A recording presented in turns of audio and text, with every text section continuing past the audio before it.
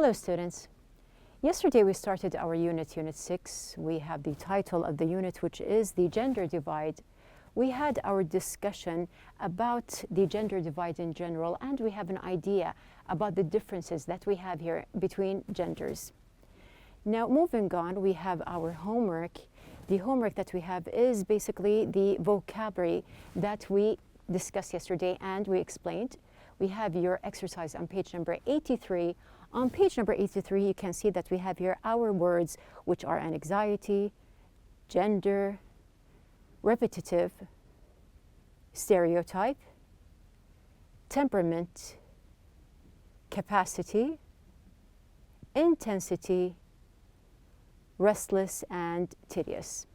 Now moving on, we have our exercise, which is to fill in the blanks with the suitable word. So just to see the first one, we have here the blank that blonde-haired people are not smart is ridiculous. So we have an opinion here or a kind of idea that is ridiculous. So we can see that the most suitable word is stereotype. We were bored and blank, so we decided to find something to do. We were bored and we can see that there is some kind of feeling that is bothering. So we can say that we have here we were bored and restless. That film is very blank. It shows the same place over and over. Now when we say that something is over and over, we have here something that is repetitive. Now moving on, we have here I always feel overwhelming the night before a test. Now the night before a test, we can feel that there is some kind of feeling that can be an anxiety. The blank of the thunderstorm made the animals nervous. So what can we say here? We have here something that is a little bit scary. We can say that there is something that is a little bit noisy, so we can hear the intensity. So we have here the intensity of the thunderstorm. Because the intensity or the power of the thunderstorm was loud, it was scary, the animals became nervous. Number 6, some people believe that animals have the blank to feel the same emotions that humans do. So we have here something related to emotions, and we have animals, humans, they both can feel the same thing or they can have the capacity. Lucia has a lovely blank. She's always happy and smiling. So we are talking about Lucia's character here. And we can say another word, she has a lovely temperament. Finding sources for an essay can be a time-consuming and blank task. So some tasks, they are boring, or we can say tedious. The blank of an animal often has a specific name. For example, male horse is a stallion and a female horse is a mare. So here we can say the gender of the animal. So you know now that even the word gender, it can be called for human beings or we can also use it for animals. Now this was the vocabulary part that we have here. Now how is your studying mainly? We are about to end our semester. You will forget to revise the lesson if you keep wasting time on games. You will forget revising the lesson if you are not paying attention. Amal remembers to revise grammar weekly. Amal remembers revising the part about infinitives and gerunds. Ahmed tried to understand by himself. Ahmed tried understanding the rules from the Ain lessons without asking the teacher. They have stopped to take a break from studying.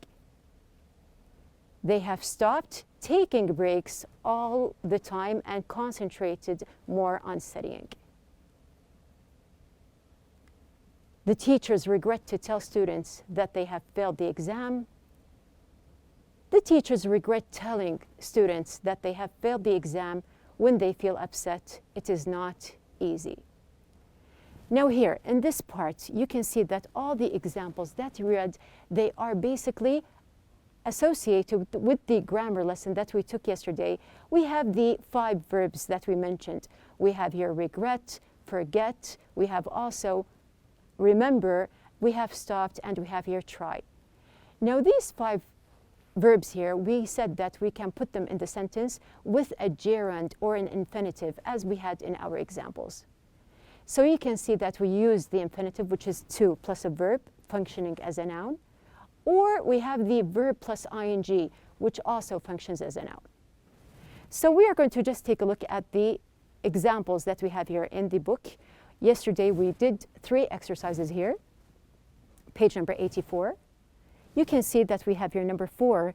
He'll never forget to score or scoring that goal in the last minute of the game. So here we can see that we are going to choose based on the meaning of the sentence. So something that he will never forget. So we're going to say that we have here scoring that goal because it's going to be a memory here. Don't forget to email or emailing me the photos. So specifically, I am going to send these photos that I have here. So how do I send them? It's not mentioned in the sentence. That's why I can choose here to email. We regret to inform or informing you that your application has been declined. Now we have here bad news. We have something that is not something that we want to do, so we can say that we have here to inform you. Now we do have other exercises in the book for the grammar. You have on page number 58 to answer personal questions about yourself using either the gerund or the infinitive here. Now we can say, for example, number 2, what is something you forgot to do recently? I can answer, I forgot to go to my doctor's appointment. Or we can say, for example, number 6, what is something you regret doing? I regret not taking a course that was very useful. So these are personal answers that you can use either with the infinitive or the gerund. We do have also on page number 85 to turn this sentence or rewrite them in the passive sentence, as you can see here. Now here it depends on the basic sentence. So you can see that we have the examples and of course the answers here. So just to show how we did it, let's see number 3. He waited for his boss to invite him to sit down. Now remember that we are turning these sentences into passive, so you are going to take out the subject and you are going to focus on the sentence, the basic one. Is it using a gerund or an infinitive? So you can see in number 3, he waited for his boss to invite him to sit down. We do have the infinitive, which is going to be used also in the past. So you are going to use to be, and you are going to turn the verb into the past participle. So we have the answer. He waited to be invited to sit down. Now you can see that you're going to use either to be or being based on the basic sentence that you have here in the exercise. Moving on, we have also page number 85. Now complete each sentence with names of classmates and the appropriate auxiliary verb. When appropriate, use to or either after the auxiliary verb. So we have here, it depends on using either and or but in the sentence. And here you can compare or you can use the sentences talking about any one of your classmates. So for example, we have here number 1, Omar lives close to school, but Ali doesn't. We use the auxiliary verb at the very end. Adwa was in school yesterday and Reem was too. Bandar is wearing blue today, but Abdullah isn't. Number 4, Rawan never comes to class late and Maha doesn't either. So you can see that we used doesn't, we used was, we used also isn't, and we added either to or either, based on what is the sentence. So we have here, these are basic examples. Now, moving on and finishing the grammar report that we have here, there is a question for you. Imagine that you are going out the house and suddenly you realize that you are wearing 2 different shoes. You are going to go to a formal place or a formal event here, and you are wearing something which is like this picture here. Now we can see that this is quite outlandish. Now, what is your reaction? What would you do? We are going to talk about different reactions. And basically, because we are talking about different genders in the unit, we have also different reactions for people. So how would you react? We have here different situations. How would you react to them? So let's say, for example, that we have here a car accident or a crash. Someone stole your wallet, a very important appointment. We can see also losing keys or having an exam. Now, people, they do have different reactions for these situations or incidents. Now, we are going to move on. Think about how would you react. And since we are talking about reactions, do you think there is a gender difference in the reactions? Do you think that males and females react differently to different things? Now, this is going to be the part that we have here in our conversation. We have our conversation lesson for the day. Our objectives are going to be to answer questions and express opinions about reactions. Give the meanings of words and expressions. Use real talk and specific phrases in sentences. Ask for and give directions. So since we are talking about different reactions, we need to know, or just to be introduced to our characters who are going to be in the conversation. We do have these two characters who are Faisal and Fahad.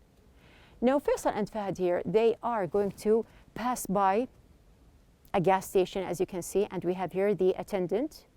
We can see that there is something concerning directions here. So we are going to listen to the conversation between them. Now watch out for the highlighted and underlined text that you have here within the conversation. We are going to focus on the real talk, and also we have different phrases. So we're going to start. I don't know why Google Maps can't find Lakeside Drive. I think we'd better stop and ask directions. Don't worry.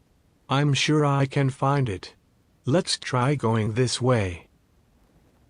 I think we're lost. Look, there's a gas station. Let's pull over and ask someone. Oh, all right. You look lost. You can say that again. We're looking for Lakeside Drive. I know this town like the back of my hand, and I can tell you that there's no street by that name. Do you mean Riverside Drive? Oh yeah. That must be it. I just got the street name wrong. Can you tell us how to get there? It's not far. It's just over on the other side of town. You need to turn left out of here. Then go straight for a couple of miles. Keep going until you see an ice cream shop. If you pass Town Hall, you've gone too far. Take the first left after the ice cream shop, and you'll be on Riverside Drive. Thanks. I guess it's a good thing I suggested we stop for directions. We would have been driving in circles for ages. Don't make a big deal about it. I'm sure I would have figured it out eventually.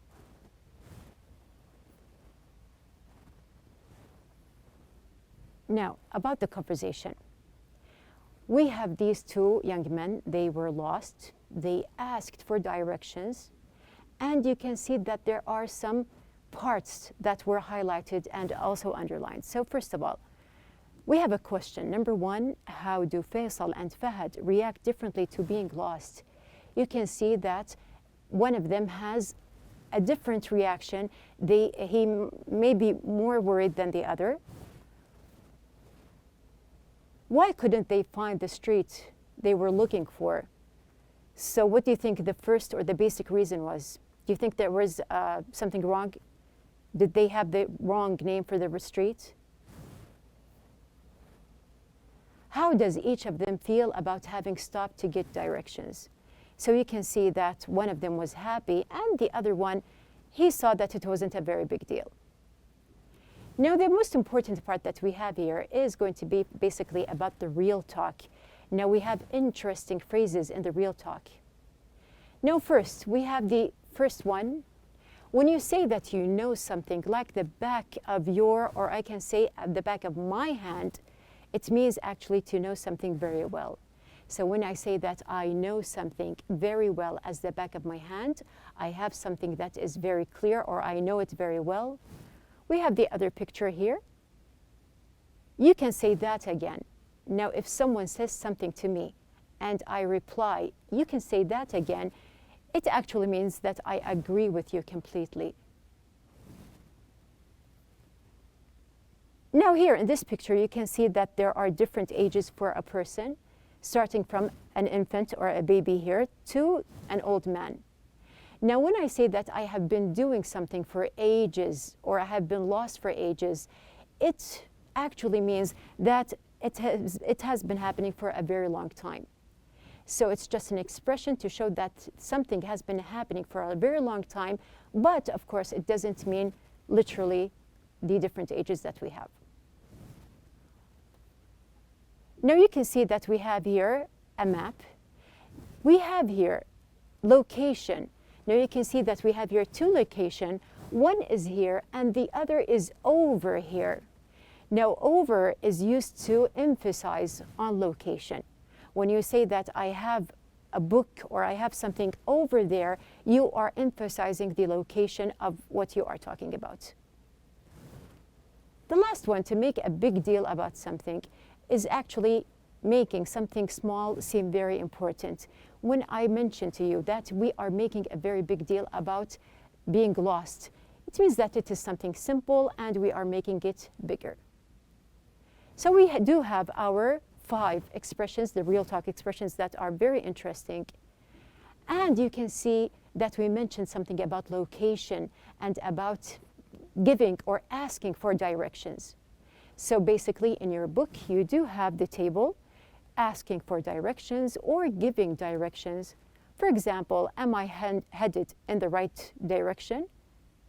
Can you tell me how to get to, or I'm looking for? On the other hand, when I am giving directions, I do have more options.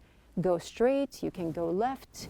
If you see something, you've gone too far, we can say also to take left or take right. When you get to a location, you will see something else. So we are going to apply what we have here. You do have the instructions in the book to role play with a partner. Ask your partner how to get to his or her home or some other destination from your school. Your partner will give you directions. Use phrases from the box. So we do have an example here just to use our directions. We are going to mention something about directions to the new cafe. Now I can start by asking someone, I'm looking for the new cafe. Can you tell me how to get there? Now, since I am going to give directions, I do have lots of options. Now, for example, we can say, go straight on this street until you get to the traffic light. Take right after the traffic light, then take left after the next one. Keep going until you come to the end of the street. When you get to the end, you'll see a park on the right. Go straight and you will find the cafe on your left. If you pass the park, you've gone too far. Make a U-turn and the cafe will be on your right. So you can see that I have the complete directions and the phrases that we have in the book all mentioned here in our directions to the cafe. Now, this is just one example. You can have other examples. So since we are talking about cars here and about going places and maps, we are on the road. So we are going to take our road here and move on to something else. Now we are mentioning driving from one place to another. Actually, when you think about drivers, you can see that there are different types of drivers. We have someone who is calm, they be very relaxed while driving. Someone can be very tense and surprised. We can see someone who is happy. Some people, they get angry while driving. So they do have different reflexes. So when they have, or they are actually on the road, people have different reflexes.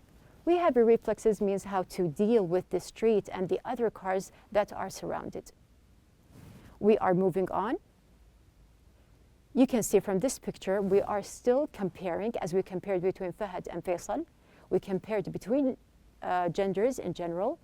We have here a comparison between two types of drivers. We have here the old driver, as you can see from the picture, and we have here a younger driver.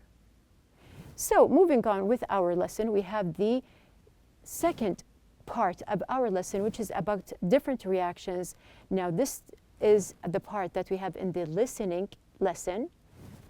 We have one basic objective, which is to answer and correct true and false statements. Now in your book, we have the listening part. Listen to the morning news show discussion about the different strategies used by the new and experienced drivers. Then answer true or false. If the sentence is false, rewrite it with the correct information.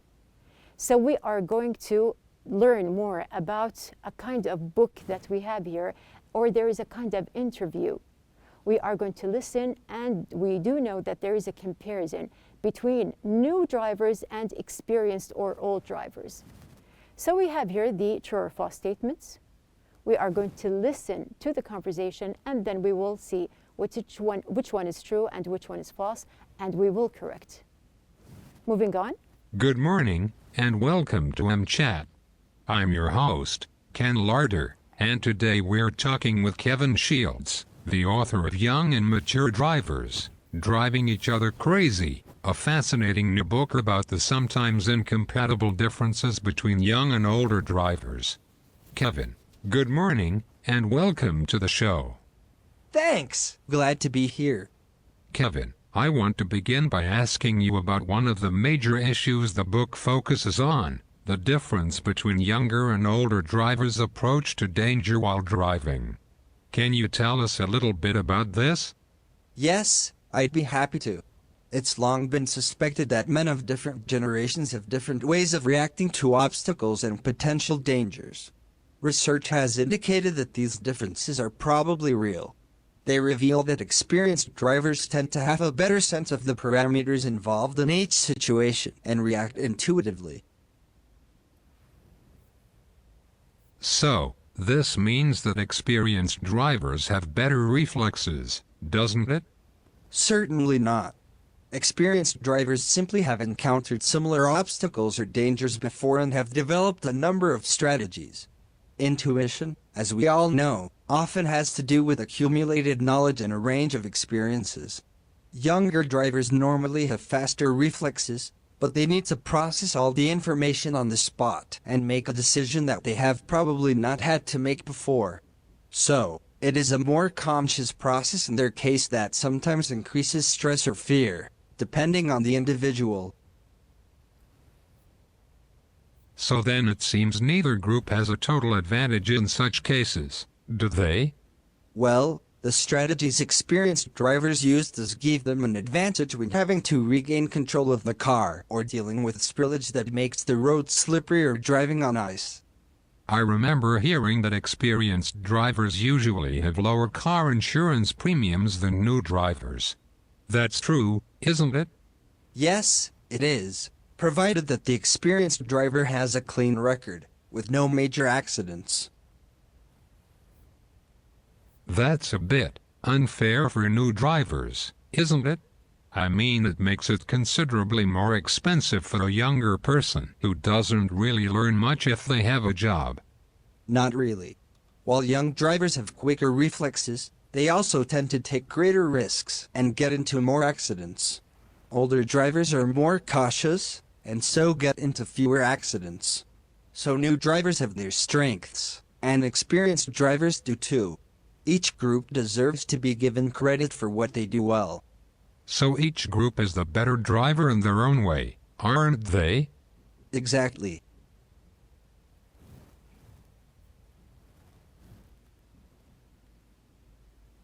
Now going back to our statements that we have here in the book, we have the sentences. We are going to decide which one is true and which one is false, we have, based on what we heard, the conversation or the interview between the two people. First, Kevin Shields is the host of the show. So did you notice or listen to the introduction when we have the mentioning of the names here? Now we have actually Kevin and Ken. So when we have the first part, we can see that the first one is false. Why? Because the person is Ken Larder. He is the host of the show. Number two, the book they are discussing was written a long time ago. So actually, even this one is false because we listened and we heard that the book is new. Number three, new and experienced drivers use different driving strategies. So we can see that this one is true. Experienced drivers seem to be better able to deal with difficult situations. Now we have listened to this part and also this one is true. Older drivers' reflexes are as fast as younger drivers. So we did mention the word reflex from the very start. Now we have this statement is actually false because it was mentioned that younger drivers have faster reflexes. Why? Because the older drivers, they are actually used to driving and they have more experience, which makes their reflexes different. Number six, new drivers tend to get more stressed and frightened when dealing with dangerous situations. So based on number five, this one is true. We have the last part, number seven, experienced drivers normally have lower insurance premiums than older drivers, and this one is also true. So we have these sentences. I hope that you just check your answers and make sure to correct the false statements as we have been asked in the book. Now we are talking about driving. We are talking about cars. So we are going to relate our last part of the lesson to speaking and conversation as we have before. Now you know that there is a very important relationship or a link between speaking in general, having a conversation, and the basic part in both to have the correct kind of interaction between people is to have the correct pronunciation. So we are going to move on with our new part, and we are speaking actually about cars. So since we are speaking, there is a kind of comparison here we can relate. So let's just read together. Speech is made up of words, but words on their own are not much use. We can compare them with parts of a car. If we know how to put the parts together, we have a car. And with a car, we go places. Just like cars have different parts, speech is made up of different words.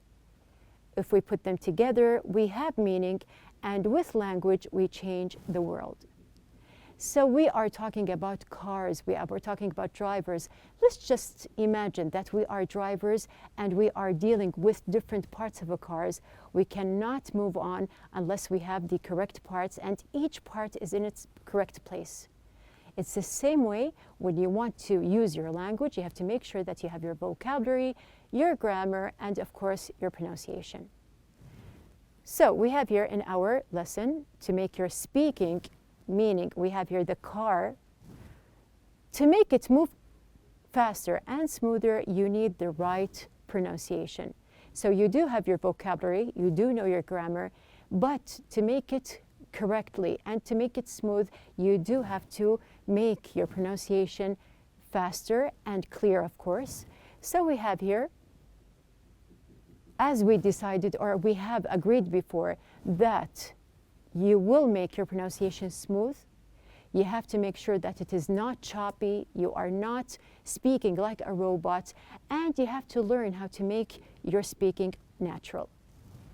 Now moving on with our lesson, or the part of the lesson actually, which is related to the parts that we have studied before, you can see that we have practiced to pronounce the letter R correctly.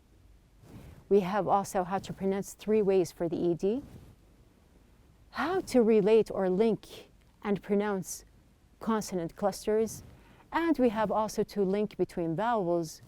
And we had in Unit 5 how to pronounce to correctly. And you know that we have different ways to pronounce to.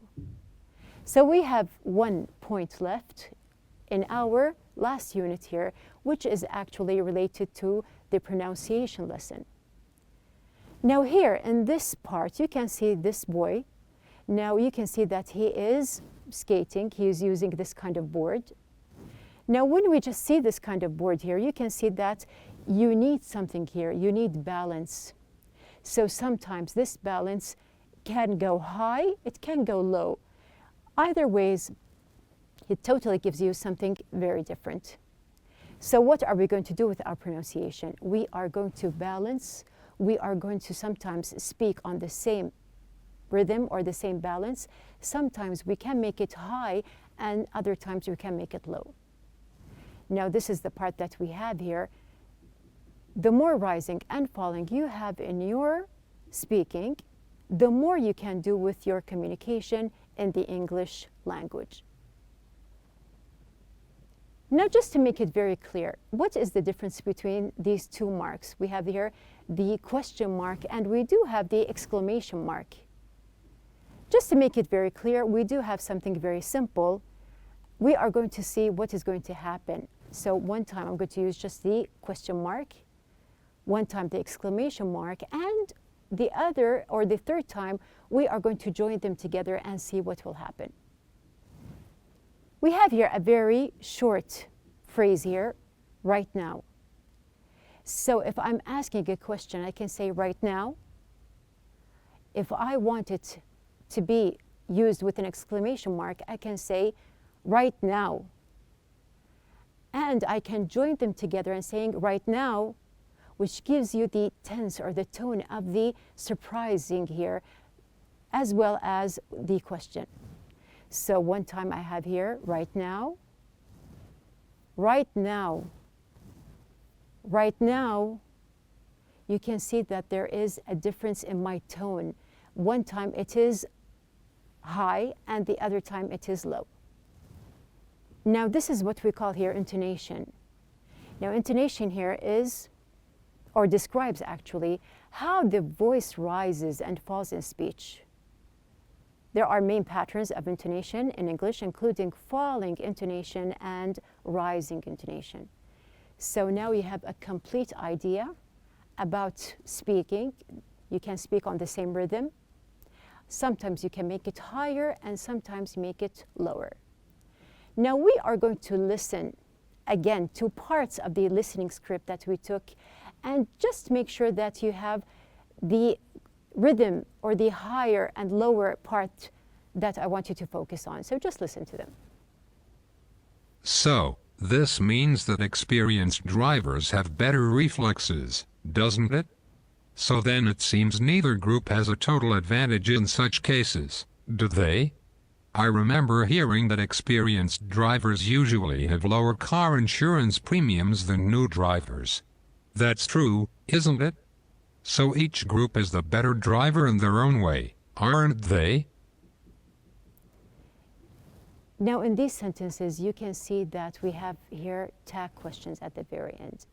And you listen to the script, you can see that at the very end, the tone is different. We are going to move on and see. We have the rhythm or the tone that we are talking about, which we call the intonation. Now we are specifically going to talk about intonation in tag questions. Our objective for the pronunciation part in our lesson, which is to ask tag questions with the correct form of intonation. Now tag questions. As you have seen, when I displayed here the sentences that we have in the conversation, tag questions are added on or at the end of a statement. They are tagged on, turning the statement into a question. Like for example, you studied that, didn't you? So you can say here the same statement but in another way. I can ask you, you studied that, didn't you?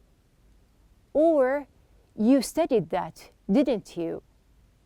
So one time I have it high, You studied that, didn't you? And the other time was lower. You studied that, didn't you? So we are going to see what or why do we have this kind of high and low. Speakers use question tags chiefly to make sure their information is correct or to seek an argument. Now, tag questions follow a certain pattern for negative and affirmative answers. So basically, it depends on the answer that we have here. A negative tag is used with an affirmative statement, whereas a positive tag is used with a negative statement.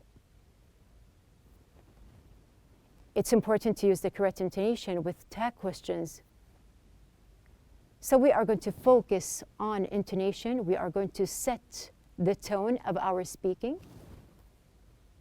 Now we have two types, as we mentioned. We have rising, and also we have here falling or lowering. Now let's see here. In the following examples, rising intonation on the tag indicates a genuine question. The speaker isn't sure that the statement is correct and requires an answer from the listener. So we have here the rising if I am not sure of my answer, if I am not sure of the information, I have to make the tone higher or rising. So let's see the examples here. They study in London, don't they? We're working tomorrow, aren't we? It was cold yesterday, wasn't it? You can see from the three examples that we have here that I am raising my tone here at the very end, which is the tag question. He went to the event last night, didn't he? We were waiting for the results, weren't we? They've been to Japan, haven't they? So here we have these examples. We are actually raising the tone.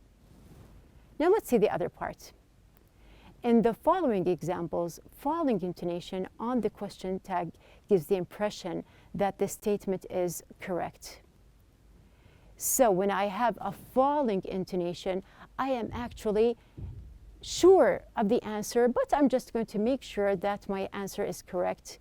So it's like just making sure of a part that I am already familiar with. She doesn't have any children, does she? The bus isn't coming, isn't it? Or is it, sorry, here. We have here, she wasn't at home yesterday, was she? So just focus on the tone.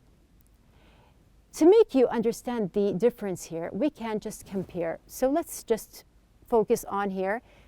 You weren't sleeping. I'm going to pronounce that once with a rising tone and the other time with a falling tone. You weren't sleeping, were you? Or I can say, you weren't sleeping, were you? So basically here, it's not about the answer or just having or forming the question of the tag here. I am just focusing on the pronunciation. If I am rising, I don't know the answer, or I am not sure of the answer. But if it is a falling tone here, I am sure I know the answer, but I just want someone to confirm. Now, as we said, we do need our tone in speech. We want it at the same time to have the kind of flow. We are not making our sentences choppy. We do need to link, and also we have the type of moving on and linking together. We are making our pronunciation flow together, linking together, and even sometimes we linked some words together as we did with vowels. So we have all our ideas joined together. We do have our exercise on page number 87. So you are going to practice. We have here the sentences from 1 to 5. Just practice the tag questions that we have here, and we are going to practice together in the next lesson, inshallah. At the very end, our outline for the day, we have first of all our conversation part where we had the part about giving and asking directions, we listened, answered questions, and predicted meanings of words from the text. We built conversations using phrases and applied real talk in sentences. Then we moved on to the listening part, where we had an interview basically about driving. There was a book, and we corrected some false statements. And in the last part, we have here the pronunciation part, which is the intonation in tag questions, where we have two types of intonation. We have the rising, and we have here the falling. So we have applied all our skills that we have here. We did our listening, our speaking. You did have your writing part and also the reading within the lessons. So focus on our pronunciation exercise, and we will complete in the next lesson, inshallah.